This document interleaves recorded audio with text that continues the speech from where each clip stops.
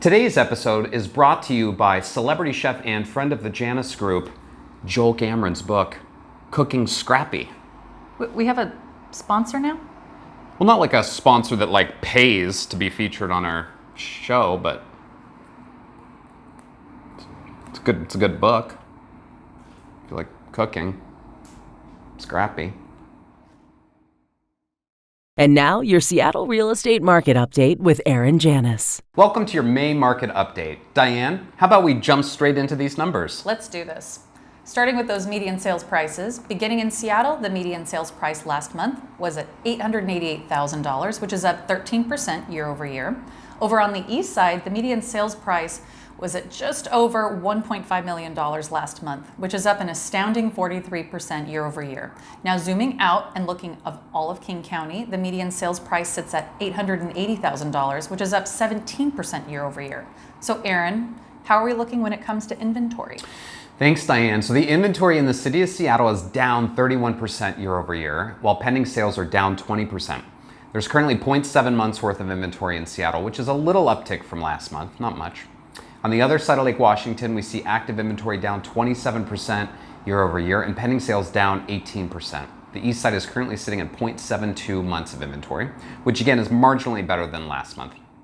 So if we zoom out and look all across King County, the active inventory is down 4% year over year, with pending sales down 15% over last year. We currently have a very limited 0.69 months worth of inventory in King County. Now, Diane, with interest rates on the rise, we're waiting to see how that affects these numbers. At the moment, we're not seeing a huge impact, but we know that it may take a little time. So, speaking of interest rates, what's happening in the world of mortgage rates? Dare I ask? Well, you can ask, but you may not like what I'm going to tell you. Uh-oh.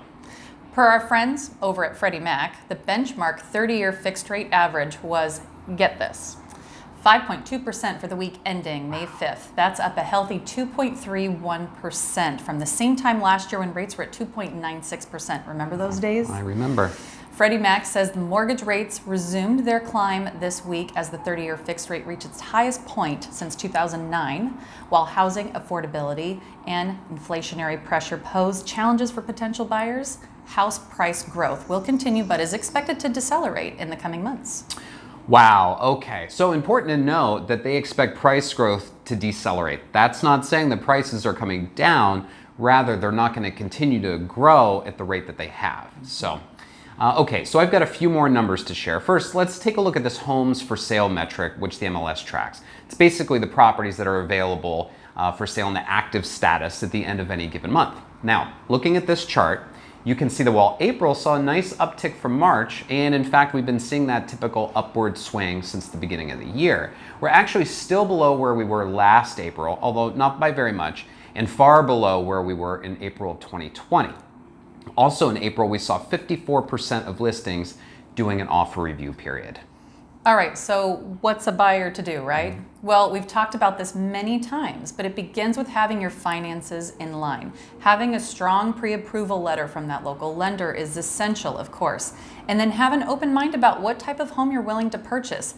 Of the roughly 3,000 homes that sold in April in King County, 71% were single-family homes, 11% were townhomes, and 18% were condos. Remember, this does not have to be your forever home, but it can be your for now home, and it will allow you to be building equity for yourself and not for your landlord. Now, on the flip side, what if you're thinking about selling? Let's talk sooner than later so we can get a plan in place and prepare your home to shine and maximize your net proceeds. Absolutely. So bottom line, if you're looking to buy, sell, or invest in real estate in the Seattle area, we would be honored to assist you.